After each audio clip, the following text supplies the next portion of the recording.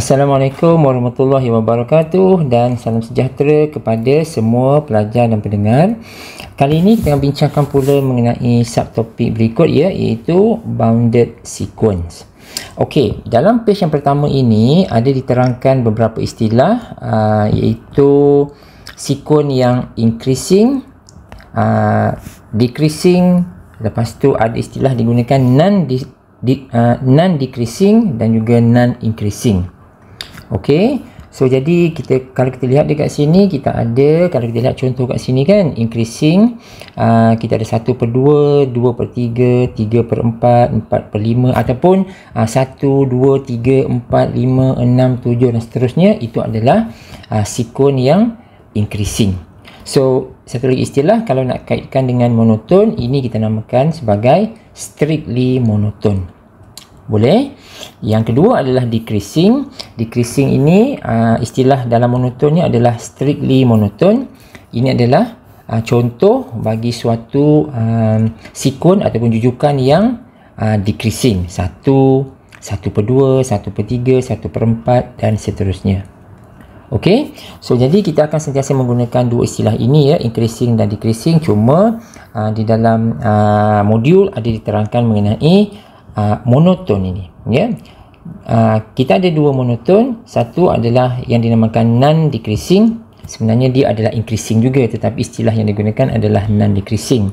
Kalau kamu tengok kat sini, kita perhatikan semua nombor ini dia akan increase, betul tak? Tapi kita sebut dia non-decreasing sebab dia ada macam ada delay dekat sini. 1, 1, 2, 2, 3, 3 dan seterusnya. Ini sebenarnya increasing tapi kita sebut non-decreasing. Dan ini bukannya strictly monoton tetapi monoton sahaja. Boleh? So sama dengan ini. Kalau kita ada non-decreasing, kita ada non-increasing. So 1, 1. Nampak tak? Dia ada delay kat situ. 1, 1, 1/2, 1/2, 1/3, 1/3. So semua ini kalau kita lihat, ini adalah menjurus kepada decreasing tetapi kita sebut non-decreasing. Okey So sekarang ni kita lihat dekat sini Saya ada buat cantingan dekat sini. Ini adalah, katakan ini adalah suatu jujukan, suatu sequence. Kita denotekan dia sebagai A1, A2, A3 untuk N lebih besar dan sama dengan 1 lah So macam ni So kalau kita ungkapkan dia dalam sebutan N, maka kita boleh buat macam ni lah.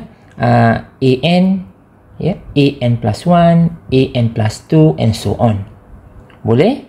So jadi kalau kita lihat ini, kalau kita nak letakkan dia sebagai sebutan sebelum, sebutan selepas. So yang paling mudah kita ambil sahaja dua sebutan pertama ini. Kamu juga boleh mengambil dua sebutan yang ini pun boleh juga. Sebutan kedua dan sebutan ketiga boleh je. Tapi normally kita akan gunakan dua ni je lah. Dan jelas di sini bahawa untuk sequence ini tak kisahlah sequence ini dia increasing ataupun decreasing, dia sentiasa dalam in this form, AN plus 1, AN plus 2 dan seterusnya. Sebutan yang mula-mula ini kita lihat sebagai sebutan yang sebelum, before. Yang sebutan yang kedua ini sebutan selepas, after. Boleh? So istilah ini kita akan gunakan nanti apabila kita nak menentukan macam mana how we are going to determine the given sequence is increase or decrease. Boleh? Saya tunjuk sekejap. Dekat mana tempat dia? Tempatnya di sini. Ini dia. How to test the monotonicity. So macam mana kita nak menentukan sesuatu sequence tersebut adalah increase ataupun decrease. So ada tiga cara lah Satu, kita menggunakan difference. Kita akan tolak dia lah tolak. Lepas tu kita boleh guna ratio, nisbah. Dan yang paling mudah adalah kita menggunakan derivative. So tiga cara untuk kita menentukan sama ada sequence itu increase ataupun decrease. Dan kita akan menggunakan benda ini. Nampak So jadi untuk page ini, nanti kita tengok balik. Untuk page ini, istilah yang kita gunakan, notation yang kita gunakan adalah yang ini. Nampak tak? A tolak B, A tolak B, A per B, A per B dan sebagainya kan. So jadi A dan B ni apa dia? A ni adalah notation yang saya gunakan merujuk kepada after. B ni adalah before. So faham kan? So jadi kalau before tu, kalau tengok sequence ini sekejap, nampak ni? Yang ni, ini adalah before, ini adalah after. So jadi kalau dia increase, Ini adalah petanda dia. A tolak B is always greater than 0. A ni adalah after tolak before greater than 0. So kita kena pastikan kalau A tolak B after tolak before, bila kita buat sedikit calculation, adakah nilai dia lebih besar daripada kosong? Adakah nilai dia positif apabila N lebih besar dan sama dengan 1? Nampak tak? So itu akan kita pastikan. So kalau kita berjaya menunjukkan A tolak B ini, kita cuba selesaikan terlebih dahulu. We are going to identify AN mana yang after, AN mana yang before. Lepas tu kita buat sedikit pengiraan dan kita bila dah hujung tu kita akan lihat apabila N lebih besar dari 1, adakah ungkapan tersebut adalah lebih besar dari kosong. Kalau ya, maka sekuen tersebut adalah increase. Boleh? So same goes to decrease, same goes to kalau kita guna ratio. Dia increase bila? Dia increase apabila kalau kita after kita bahagikan dengan before. Cuba selesaikan dulu beberapa step dekat bawah. Last kali kita lihat bentuk dia, ungkapan dia apabila N lebih besar sama dengan 1, adakah hasil dia lebih besar dari 1? Kalau ya, maka dia increase. Kalau tidak, maka sekuen itu adalah decrease. Dan derivatif adalah paling senang sekali, iaitu kita cuma dapatkan terbitannya sahaja. Boleh? So we know the AN. Lepas tu kita buat AN dengan FN tu ataupun FX tu sama je.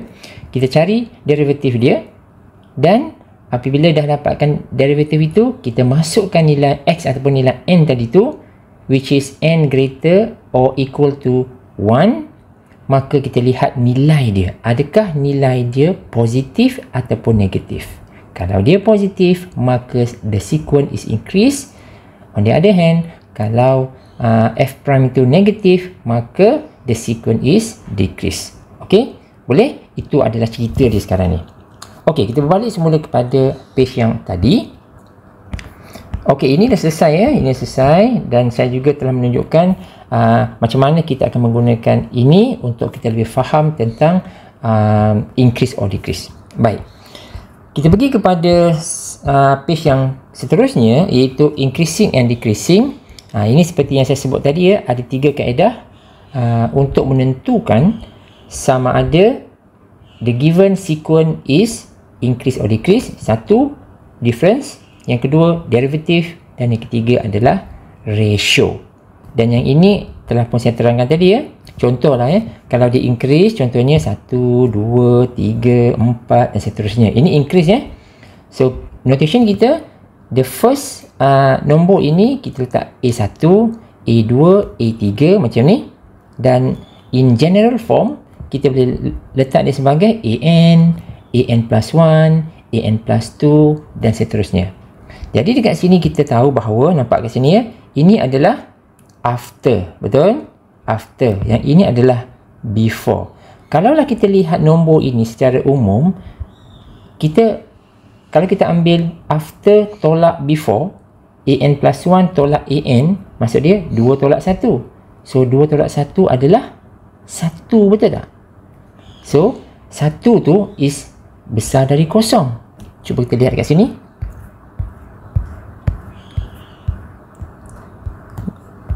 Nampak tak kat sini? Kalau saya guna difference, after tolak before is greater than 0, maksud dia after tolak before tu memberikan nilai positif. Tadi baru kita tengok kan, 2 tolak 1 sama dengan 1, betul tak? So jadi ini menunjukkan telah pun membuktikan sequence itu adalah increase. Faham tak? Ada tak contoh decrease? Ada. Lihat kat sini. Kalau kita ada sequence tu macam ni, 1 ataupun 1/1 lah ya. Lepas tu 1/2, 1/3, 1/4 dan seterusnya. Ini contoh decrease ya. Kalau kita buat after tolak before, iaitu 1/2 tolak 1, kita dapat negatif 1/2. Betul? Kita dapat negatif. Kalau kita comparekan dengan rumusan kita kat sini, nampak? After tolak before, less than 0 bermaksud dia after tolak before tu bernilai negatif. So tadi kita buat apa? 1/2 tolak 1 sama dengan negatif 1/2. Maka ini telah pun menunjukkan the given sequence adalah decrease. Nampak tak? Saya dah bagi dua contoh mudah. Macam mana kita nak menentukan by using the different ini, nak menunjukkan dia increase ataupun decrease. Boleh? Okey, kalau kita buat comparison sikit antara difference, ratio dan derivative, sebenarnya cara yang paling mudah adalah derivative. Yang kedua mudah adalah different. Dan yang sedikit susah adalah ratio. So, terpulang kepada kamu nak guna yang mana satu. Ya, so saya prefer yang derivative lah. Okey. Ini ya. So, jadi kita ada satu definition dekat sini. Mungkin kita dah start boleh faham ya. Kalau kita ada suatu sequence, dia katakan ini increase jika, nampak tak kat sini? Ini mungkin susah kita lihat. Tapi kalau saya tulis, AN ini adalah before, AN plus 1 ni adalah after. Saya rasa kamu dah boleh nampak ya. So, jadi yang inilah. Cuma benda ini telah pun diolah. Yang kita tahu, kalau dia increase, maka dia selepas tolak sebelum besar dari kosong. Betul tak? After tolak before besar dari kosong. So, kita dapat yang ini. Nampak tak? After tolak before greater than 0. Maknanya, after ni apa? AN plus 1 tolak AN greater than 0. Betul kan? So, jadi kita ada macam ni. AN plus 1 tolak AN greater than 0. Nampak? So, kalau kita susun semula, kita akan dapati AN plus 1 greater than AN. Nampak? So, kan ini benda sama kan? Kita susun balik. AN is less than AN plus 1. Nampak tak? Yang ini kan sama dengan ini. Kan? Cuma gaya penulisan tu sedikit berbeza. So, jadi sebenarnya benda dia sama. Dia bertitik tolak kepada apa yang kita faham sebelum ini. For the increasing, maknanya after tolak before greater than 0. So, kita pusing-pusing, kita akan dapat benda yang sama. Boleh ya? So, kalau kita faham tentang increasing, decreasing pun akan akan menerangkan perkara yang sama jugalah dekat sini ya. Okey, itu selesai tentang definition. So, kita lihat tentang pula satu example dekat sini. The sequence ini, dia dah bagi dalam bentuk n ni ya, is decreasing because, betul ke decreasing macam ni? So, macam mana kita nak identify dia adalah decreasing? Kalau kita nak tahu dia decreasing ataupun tidak, kita guna saja yang ini. After tolak before less than 0. Nampak tak? Cuba tengok tadi. Tadi tu increasing betul tak? Kalau dia increasing, after tolak before greater than 0. Yang ini. Nampak yang ni? Ini adalah contoh increasing kan? After tolak before greater than 0. Kalau dia decreasing, after tolak before less than 0. Kita juga boleh menggunakan pendekatan ini untuk selesaikan masalah yang ni. Ini adalah cara di dalam modul. Tetapi kita juga ada cara alternatif. Kalau kita buat macam ni, sama je. Nampak ya? After tu mana? So, dekat sini kita susun lah. Ini adalah yang first punya kan? AN kan? Ini adalah AN. So, kalau kita buat macam mana? Kita tengok sini. AN dia apa? Saya tulis dekat sini ya. Kalau kita nak tulis lah dia punya sequence dia, yang pertama sekali kita ada 3 over n plus 5, betul tak? Lepas tu yang keduanya apa? 3 tambah n ini akan jadi n plus 1, betul tak? N plus 1 plus 5, dia akan jadi n plus 6. Nampak? So, jadi ini adalah kita punya AN, ini adalah kita punya AN plus 1. Clear? So, ini adalah selepas, after, ini adalah sebelum, before. So, kalau dia decreasing, maksud dia after tolak before less than 0. Jadi kita masukkan dekat sini. Boleh? So, bila kita buat macam ni dan kita buat sedikit algebraic manipulation dekat sini, kita akan dapati hasil dia adalah berikut. Negatif 3 per n kuasa 2 tambah 11n tambah 30. So, maknanya kita dah buat sedikit pengiraan sampailah di peringkat ini.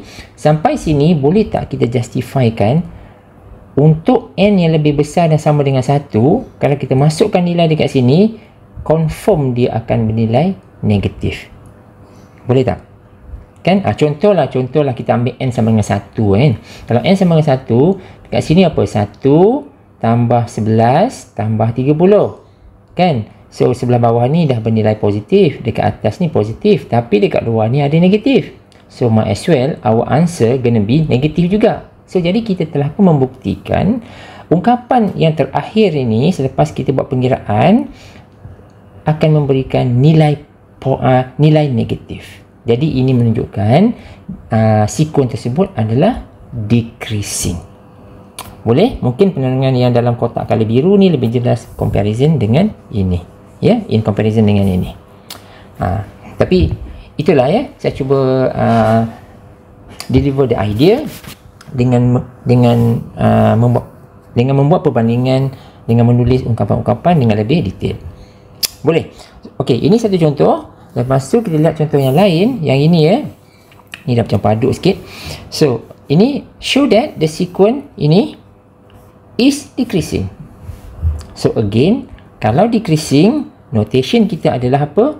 A, ini after ya. After tolak before less than 0. Kita susun balik. Boleh juga kita buat macam ni. A ni is less than B. Boleh? So, A ni after always kita pakai AN plus 1. Before is always use AN. So, kita boleh manipulate daripada sini. Cara ni pun boleh juga sebenarnya. Ataupun kalau kamu tak nak guna cara ini, boleh. Kita dapatkan hasil ini. A tolak B. A tolak B, kamu kirakan dia punya, dapatkan dia punya expression dia. Teruskan sampai bawah. Lepas tu kita cuba masukkan. Kalau N tu 1, macam mana? Dapat tak nilai tu less than 0? Kalau dapat, maka settle. The sequence is decreasing. Itu another way. Ini pun boleh juga. Ya, so kita ada beberapa cara lah, as long as it is realistic. So, kalau kita guna cara yang ditunjukkan ini, jadi kita dah tahu ya, after less than before. So, jadi ini after less than before. Jadi kita pun masukkan dia punya expression dia, sequence yang betul dia, dan kita buat sedikit pengiraan. Ini mungkin agak panjang. Last sekali kita akan dapat yang ini tau.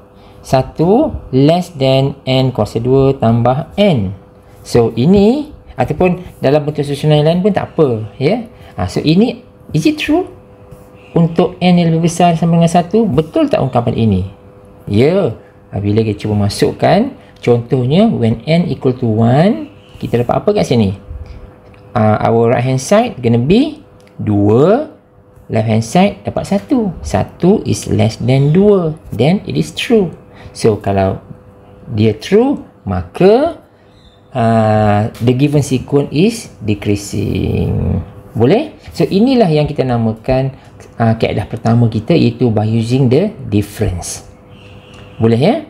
So kalau tak nak guna difference, senang aja, kita boleh guna another approach. Kita boleh guna ratio penat sikit lah. Mungkin yang paling sesuai adalah kita guna derivative. Itu lebih mudah kot. Okey, ini cara difference. Ini adalah cara derivative. Nampak tak kat sini? A few steps sahaja. Jadi derivative itu, kita tengok jadual kita tadi. Derivative kat sini dia sebut apa? Once kita differentiate dia, kalaulah dia positif, maka dia increase. Kalau dia negatif, maka dia decrease. That's it. Boleh? Tengok contoh tadi. Dia ada kat sini. Kita dapat apa? Ini adalah kita punya, ataupun dekat atas tadi kan, kita ada ini kan. Kita ada mana tadi? Ini kan. N per N kuasa 2 tambah 1. Jadi kita buat dalam function, dia dapat X lah. X over X squared plus 1. Sama je ya, kita pakai yang ini, kita dapatlah yang ini. Sama je.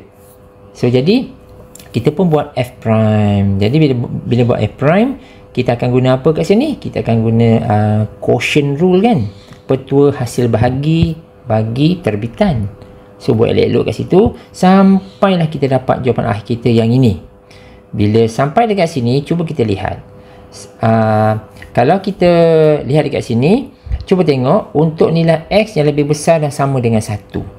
Ya, untuk x lebih besar dan sama dengan 1. Cuma dekat sini kita, kalau kamu tulis sini yang ini, ataupun kamu buat macam ni, x lebih besar dari 1 pun boleh. Dia tak boleh sama ya. Kalau sama, dia tak make sense lah. Sebab kalau kita buat x equal to 1, sebelah atas ini jadi kosong, betul tak? 1 tolak 1 kosong 2, 1 tolak 1 kosong, kosong per apa ni? 1 tambah 2, kosong per 4, betul tak? So kosong per 4 kosong. So kosong tu positif ke negatif? Kita tak boleh kan? Hard to justify that. Sebab itulah kita tak boleh letak dia sama dengan 1. Kita buatkan sahaja, kita buangkan sahaja 1 tu. So x greater than 1. So cuba kamu masukkan x greater than 1 dalam contoh ini. Contohnya kita ambil x sama dengan 2 katakan. Kalau kita masukkan x sama dengan 2 ke dalam sini, kamu perasan tak? Yang belah atas ini dah jadi negative value. Nampak kan? 1 tolak 4, betul tak? 1 tolak 4 adalah negative 3. So sebelah bawah ini, sebab dia sebelah bawah ni kalau kita masukkan x sama dengan 2 is always positive numbers. Yang kat atas ni dapat negatif. Jadi as a whole kita akan dapati the derivative adalah bernilai negatif, less than 0. So ini menunjukkan the given sequence adalah decrease. Boleh? So itulah cara derivatif. So it might be shorter and might be easier. So senang sahaja. So macam tu. Boleh ya? So habis yang itu, ini adalah rumusan. Inilah rumusan kesimpulan apa yang saya terangkan tadi tu. Cuma saya tak terangkan pasal ratio lah ya, sebab ratio ni dia bergantung juga. So kalau AN itu dia panjang, dia jadi rumit, tetapi boleh. It depends on the question. Kalau question tu requirementnya adalah ratio, kita kena guna. Tapi kalau tak ada, it is up to us to choose approach yang kita prefer. So macam tu. Cuma nak beritahu ada 3 cara untuk menentukan the given sequence either increase or decrease. Boleh? So kamu boleh lihat, ini adalah page dia, penerangan dia. Dan saya terangkan tadi ya, A itu apa? A itu adalah after, B itu apa? B itu adalah before. Ini adalah notation yang kita pakai. Boleh nah? Okey, selesai yang itu ya. Selesai mengenai increase, decrease, the approaches, dan juga how to determine the given sequence is increase or decrease. Now kita pergi kepada boundedness. So, dalam boundedness ni sebenarnya kita nak tentukan 2 benda je. What is the upper bound of the sequence? What is the lower bound of the sequence? Itu saja. Saya bagi contoh kat sini. Contohnya kita ambil contoh mudah ya. 1, 2, 3, 4, 5 dan dia full stop. Stop dekat sini. Contohnya. Saya bagi 2 contoh kat sini ya. Yang sebelah kiri dan sebelah kanan. Okey, kalau yang ini jelas bahawa the lower bound adalah 1 dan the upper bound adalah 5. Lower bound and upper bound ni senang saja. Kalau lower bound, nombor yang paling kecil. The upper bound, nombor yang paling besar. Clear? Boleh nak? Dan apabila kita nak declarekan lower bound and upper bound, dia mesti suatu nombor. Boleh? Dia tak boleh infinity. Contoh, kalaulah dekat sini infinity, maka kita ada lower bound which is 1. Kalau sini infinity, there is no upper bound. Faham tak? Boleh?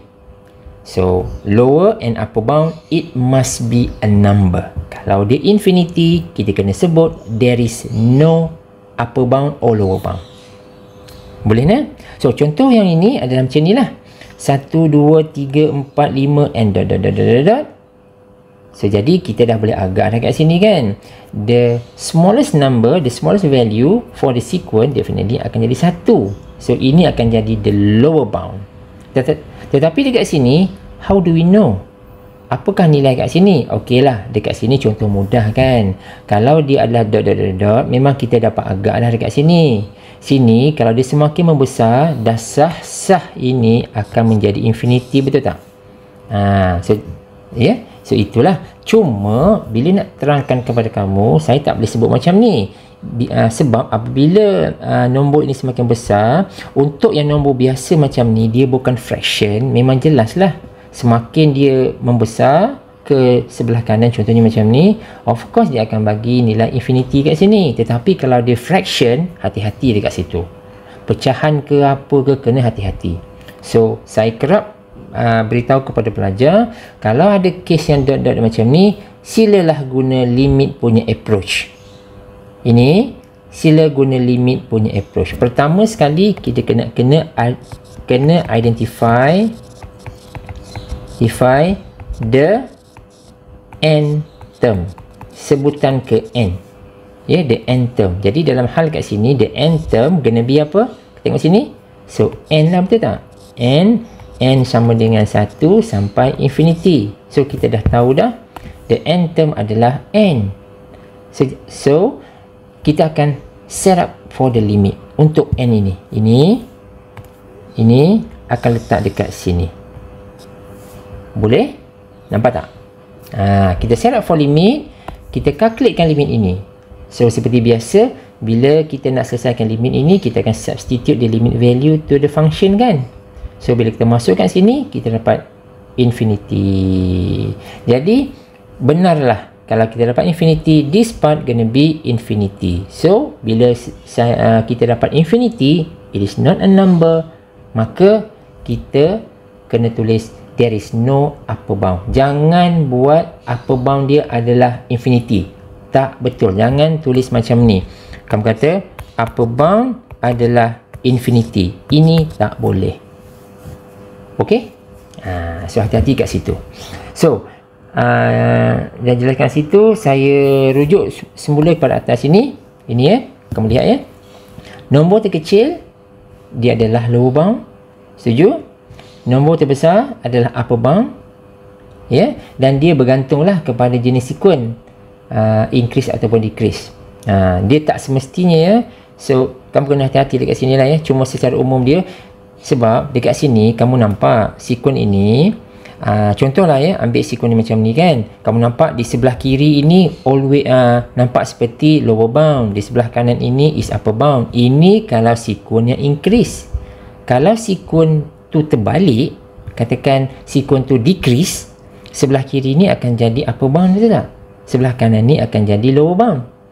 Okay, so dia bergantung kepada the sequence is increase or decrease. So hati-hatilah. Yang paling penting adalah please identify what is the smallest number. It gonna be our lower bound, the highest number gonna be the upper bound, and it is must be a number. Okay, kat sini jika ada dot, maksud dia apa? Maksud dia kat sini lah. Contoh macam ni. Saya kata apa? Guna konsep limit. Konsep limit bermaksud ni, yang ni kena guna ini. And of course we need to identify the n term. Ya, sebutan ke n tu kena tahulah. Kadang-kadang soalan tak bagi, kita kena buat. Kalau soalan bagi, tak ada masalah. Okay? So jika hasil dia, konsep limit tadi tu adalah infinity, kita kena tulis no upper bound or lower bound. Boleh? So jangan declare upper bound sama dengan infinity ataupun lower bound is equal to infinity. Tak boleh. So kita katakan dia no upper bound and lower bound. Boleh nah? Okay, good. Now kita pergi kepada, ada 3 contoh kat sini. Ya, ada 3 contoh kat sini. Yang ni. So ada 4 contoh. 4 contoh. Okey, saya terangkan 2 contoh. Yang pertama ini dan juga yang kedua ini. Ini ya. 1 dan juga 2. yang 3 dengan 4, sila cuba. Ini adalah jawapan. Di sebelah kanan ni adalah jawapan dia. Okey, ini lebih mudah sebab dia telah pun memberikan kita the nth term. Ini, so lebih mudah lah. Boleh? Okey, so jadi kita tengok macam mana kita nak buat. Yang pertama ni apa? 1/2. Okey, soalan ni lah determine whether the following sequence is increase or decrease. Okey, kita ada 3 cara tadi kan. Kita ada difference, kita ada ratio, kita ada derivative. So nak pakai mana? So saya prefer guna derivative. So kalau kamu rasa kamu nak guna difference, go ahead, tak ada masalah. Ini adalah yang pertama. Yang kedua, hence determine its boundedness. Nak menentukan what is the lower bound and upper bound. Ini adalah jawapan dia. Yang pertama ini jawapannya adalah increase, kena tunjuk. Yang kedua, upper bound lower bound adalah berikut. Lower bound dia 1/2, upper bound dia 1. So macam mana kita nak tahu? Okey, dekat sini kita dah boleh tahulah ya. Kalaulah kita tahu ini adalah sequence yang increase, maksud dia nombor ni akan menaik, betul tak? Dia akan membesar lah maksud dia. Kalau ni membesar, nombor yang paling kecil adalah definitely 1/2, betul? So terus kita dapat jawapan the lower bound is 1/2 without calculation. Boleh? Macam tu. Cuma kita yang tak tahu adalah what is the upper bound. Nampak tak kat sini? Kita tak boleh agak kat sini apa sebenarnya. Walaupun jawapan ni sebenarnya lah. Rupanya sequence ini apabila dia semakin besar menuju infinity, dia memberikan suatu nilai, iaitu 1 sebenarnya. So how we get this?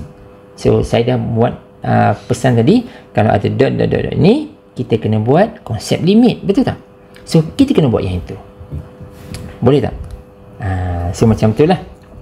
And of course dekat sini, apa yang tak ada kat sini? Bila kita nak buat konsep limit, kita perlukan the nth term.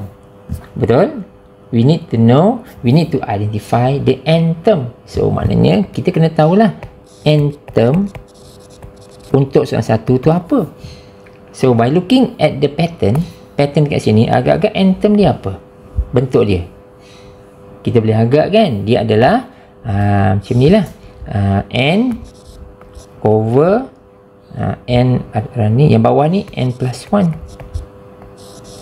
N start dengan 1 sampai infinity. Setuju? So kita dah ada kita punya n term. So senanglah macam tu. Jadi kalau kita nak menentukan increase or decrease, dan katakan saya nak guna apa? Nak guna derivative. Senang aja, saya pakai fx, betul tak? Saya boleh guna yang ini. Based on the n term, saya boleh guna fx saya itu menjadi x over x plus 1. Maka kita carilah f prime dia berapa. Betul tak? Itu cara dia. So once kita dah identify yang ini, maka kita dah menunjukkan dia adalah increase ataupun decrease lah. So macam tu. Boleh? Itu idea dia ya. So kalau kita boleh buat nombor 1, maka nombor 2 tak ada masalah. Okey, kita tengok solution. Boleh? Okey, inilah yang pertama sekali, penyelesaian nombor 1. Nampak? Yang ni 1/2, 2/3, 3/4, 4/5.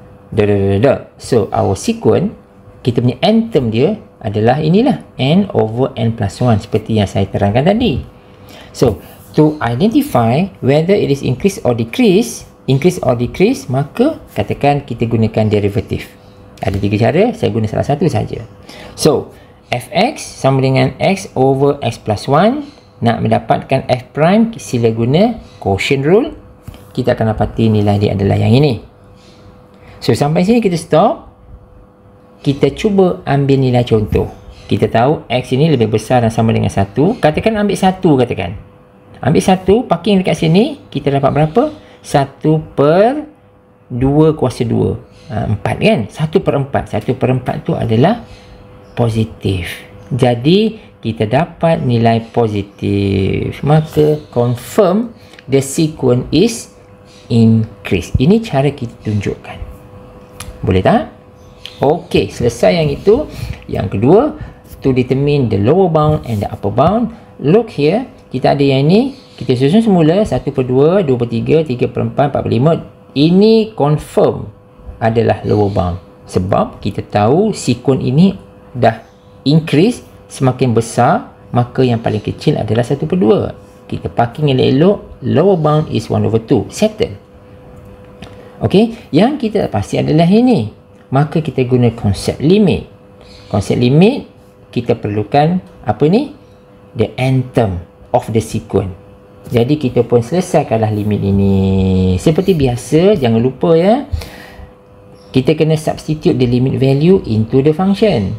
So kita masukkan sini. Bila kita masukkan sini, apa berlaku? Numerator akan jadi infinity, denominator pun akan jadi infinity, betul tak? So kita dapat pattern apa? Infinity over infinity. Ingat lagi tak L'Hopital? Ada 4 bentuk. Bentuk yang pertama adalah 0 per 0, infinity per infinity, bentuk-bentuk macam tu. So jadi kita kena apply L'Hopital. L'Hopital kata apa? L'Hopital dalam konteks ini kita akan differentiate yang atas dan differentiate yang bawah. Boleh? Ingat lagi? Okey, kita differentiate n, kita dapat 1. Kita differentiate n plus 1, kita dapat 1 juga. Ya?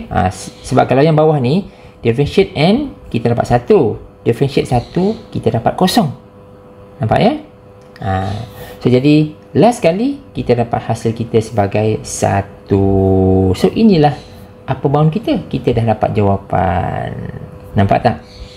So inilah dia. Ataupun kita tengoklah, kita tahu kita dah bulatkan siap-siap. Kalau kita tak pasti yang mana satu upper bound dan lower bound, kita bulatkan dulu. Kita bulatkan ini 1 per 2. Lepas kita guna konsep limit, kita dapat 1. Kan saya sebut tadi, yang besar adalah upper bound, yang kecil adalah lower bound.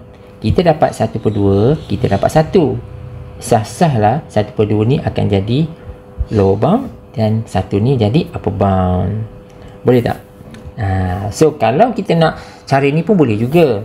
Cari ni, yang saya buat ini kalau kita diberi ni, ataupun kita tahu the n term. Sebutan n tu adalah n over n plus 1. Kita tahu, just to ensure ataupun kita nak dapatkan dengan cara lain, sebutan pertama ni, ini 1 per 2 ni betul ke tidak ke kita salah sebenarnya kan. Kita masuk je lah. Sebab ini kita tahu adalah sebutan pertama kan. When n equal to 1, kita masukkan saja dekat sini. Apabila n sama dengan 1, masuk je lah. Nampak tak limit ni? N sama dengan 1, n approaches to 1. So how to solve it? Macam biasa, jangan terus buat L'Hopital pula. Ya, kena masukkan dulu. Tengok keadaan hasilnya macam mana. Bila kita substitute the limit value into the function, masuk sini, kita dapat apa? 1 per 1 tambah 1. So dapat ini kan.